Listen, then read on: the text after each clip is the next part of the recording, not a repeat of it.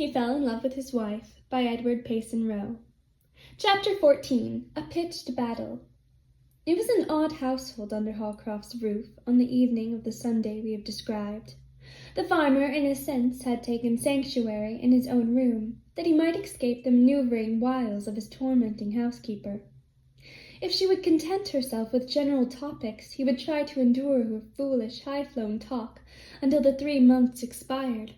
But that she should speedily and openly take the initiative in matrimonial designs was proof of such an unbalanced mind that he was filled with nervous dread. Hanged if one can tell what a silly, harebrained woman will do next, he thought as he brooded by the fire. Sunday or no Sunday, I feel as if I'd like to take my horsewhip and give Lemuel Weeks a piece of my mind.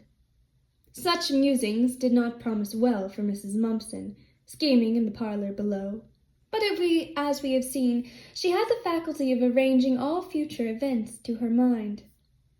That matters had not turned out in the past as she had expected counted for nothing. She was one who could not be taught even by experience. The most insignificant thing in Holcroft's dwelling had not escaped her scrutiny and pretty accurate guess as to value.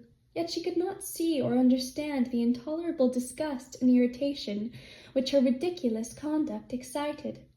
In a weak mind, egotism and selfishness, beyond a certain point, passed into practical insanity. All sense of delicacy, of the fitness of things, is lost. Even the power to consider the rights and feelings of others is wanting. Unlike poor Holcroft, Mrs. Mumpson had few misgivings in regard to coming years. As she rocked unceasingly before the parlour fire, she arranged everything in regard to his future as well as her own. Jane, quite forgotten, was oppressed with a miserable presentiment of evil. Her pinched but intense little mind was concentrated on 2 facts, Holcroft's anger and her mother's lack of sense. From such premises it did not take her long to reason out but one conclusion: visited again. And this was the summing up of all evils. Now and then a tear would force its way out of one of her little eyes, but otherwise she kept her little troubles to herself. Mrs. Wiggins was the only complacent personage in the house, and she unbent with a garrulous affability to Jane, which could be accounted for in but one way. Holcroft had forgotten about his cider barrel, thereby unconsciously giving her the chance to sample its contents freely. She was now smoking her pipe with much content, and indulging in pleasing reminiscence with the facts of her life scarcely warranted. "When I was a little gal as ye are," she began, and then she related experiences quite devoid of the simplicity and innocence of childhood. The girl soon forgot her fears and listened with avidity until the old dame's face grew heavy, if possible, with sleep, and she stumbled off to bed. Having no wish to see or speak to her mother again, the child blew out the candle and stole silently up the stairway.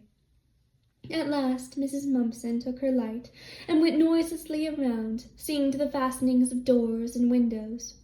"I know he is listening to every sound from me, and he shall learn what a caretaker I am," she murmured softly. Once out of doors in the morning, with his foot on the native heath of his farm, Holcroft's hopefulness and courage always returned. He was half angry with himself at his nervous irritation of the evening before. "If she becomes so cranky that I can't stand her, I'll pay the 3 months' wages and clear her out," he had concluded, and he went about his morning work with a grim purpose to submit to very little nonsense. Cider is akin to vinegar, and Mrs. Wiggins' liberal potations of the evening before had evidently imparted a marked acidity to her temper. She laid hold of the kitchen utensils as if she had a spite against them, and when Jane, confiding in her friendliness shown so recently, came down to assist, she was chased out of doors with language which we forbear to repeat.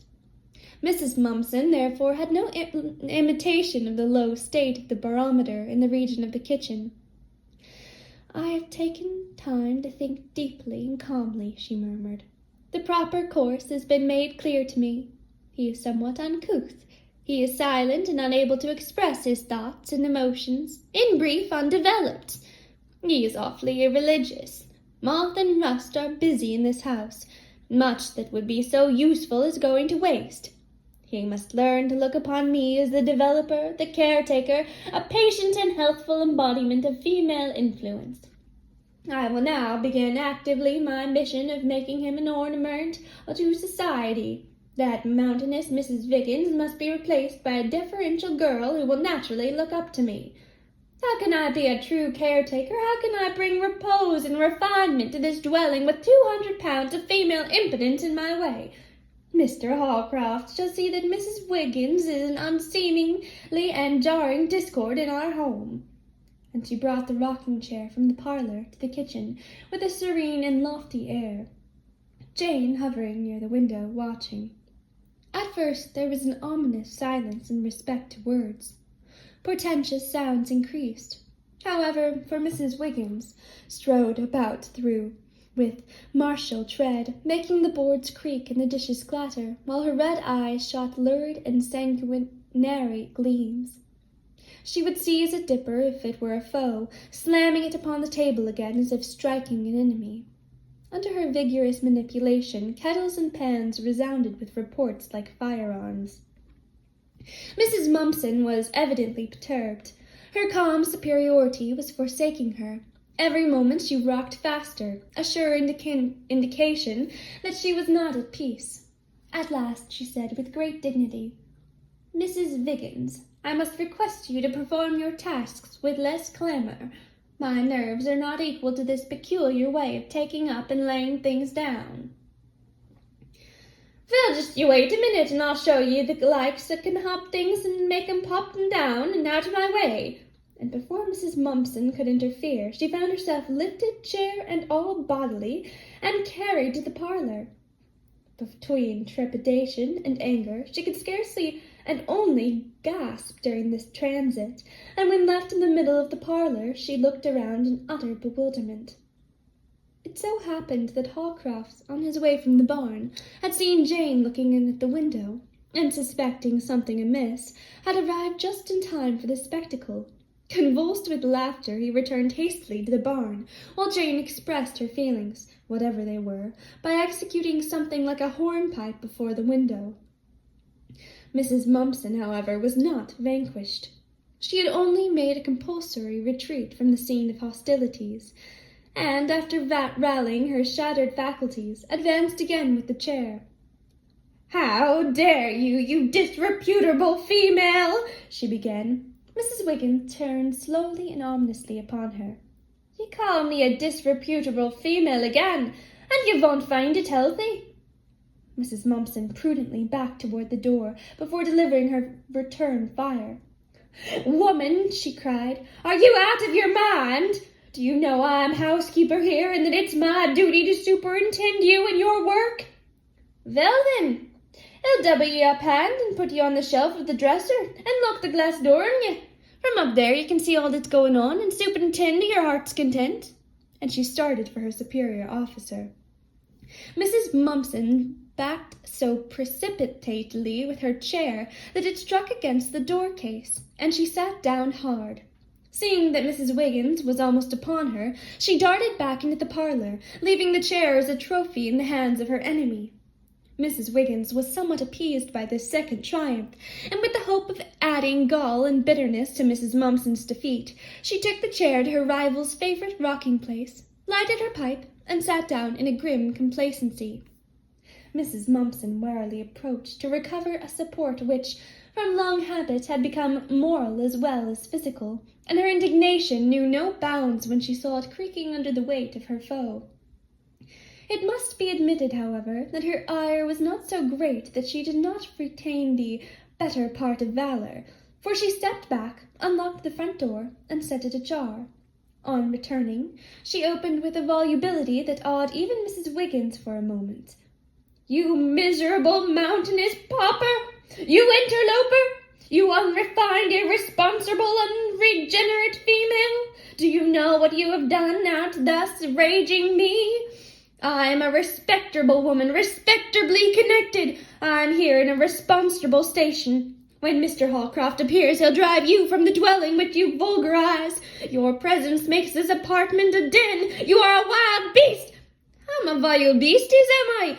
Cried Mrs. Wiggins, at last stung into action, and she threw her lighted pipe at the open mouth that was discharging high-sounding epithets by the score. It struck the lintel over the widow's head, was shattered, and sent down upon her a shower of villainously smelling sparks. Mrs. Mumpson shrieked and sought frantically to keep her calico wrapper from taking fire. Meanwhile, Mrs. Wiggins rose and took a step or two that she might assist should there be any positive danger, for she had not yet reached a point of malignity which would lead her to witness calmly an auto da fe. It was Jane's opportunity. Mrs. Wiggins had alienated this small and hitherto friendly power, and now, with a returning impulse of loyalty, it took sides with the weaker party. The kitchen door was on a crack. The child pushed it noiselessly open, darted round the corner to the stove, and withdrew the rocking-chair. Mrs. Wiggins' brief anxiety and preoccupation passed, and she stepped backward again to sit down. She did sit down, but with such terrific force that the stove and nearly everything else in the room threatened to fall with her. She sat helplessly for a bewildered moment, while Jane, with the chair, danced before her, exclaiming tauntingly, "That's for chasing me out as if I was a cat." "No, I'll chase you both out," cried the earful Wiggins, scrambling to her feet. She made good her threat, for Holcroft a moment later saw mother and daughter, the latter carrying the chair, rushing from the front door, and Mrs. Wiggins, armed with a great wooden spoon, waddling after them, her objurgations mingling with Mrs. Mumpson's shrieks and Jane's shrill laughter. The widow caught a glimpse of him standing in the barn door, and as if borne by the wind, she flew toward him, crying, "He shall be my protector!" He barely had time to whisk through the side door and close it after him. The widow's impetuous desire to pant out the story of her wrongs carried her into the midst of the barnyard, where she was speedily confronted by an unruly young heifer that could scarcely be blamed for hostility to such a wild-looking object. The animal shook his head threateningly as it advanced. Again the widow's shrieks resounded. This time Holcroft was about to come to the rescue when the beleaguered woman made a dash for the top of the nearest fence, reminding her amused looker-on of the night of her arrival, when she had perched like some strange sort of bird on the wagon wheel. Seeing she was abundantly able to escape alone, the farmer remained in concealment. Although disgusted and angry at the scenes taking place, he was scarcely able to restrain roars of laughter. Perched on the fence, the widow called piteously for him to lift her down, but he was not to be caught by any such device. At last, giving up hope and still threatened by the heifer, she went over the other side. Knowing that she must make a detour before reaching the dwelling, Holcroft went thither rapidly with the purpose of restoring order at once. "Jane," he said sternly, "take that chair to the parlor and leave it there. Let there be no more such nonsense." At his approach, Mrs. Wiggins had retreated sullenly to the kitchen. "Come," he ordered good-naturedly, "hasten breakfast and let there be no more quarreling." "If I was left to do my own work in peace," she began. "Well, you shall do it in peace." At this moment Mrs. Mumpson came tearing in, quite oblivious of the fact that she had left a goodly part of her calico skirt on a nail of the fence. She was rushing towards Holcroft when he said sternly and with a repellent gesture, "Stop and listen to me. If there's any more of this quarreling like cats and dogs in my house, I'll send for the constable and have you all arrested. If you are not utterly demented and hopeless fools, you will know that you came here to do my work and nothing else." Then, catching a glimpse of Mrs. Mumpson's dress, and fearing he should laugh outright, he turned abruptly on his heel and went to his room, where he was in a divided state between irrepressible mirth and vexation. Mrs. Mumpson also fled to her room. She felt that in the proper course for her at this juncture was a fit of violent hysterics, but a prompt dash from the water-pitcher, administered by the unsympathetic Jane, effectually checked the first symptoms. "Was ever a respectable woman—" "You ain't respectable," interrupted the girl as she departed. "You look like a scarecrow. If I was you, I'd begin to show some sense now.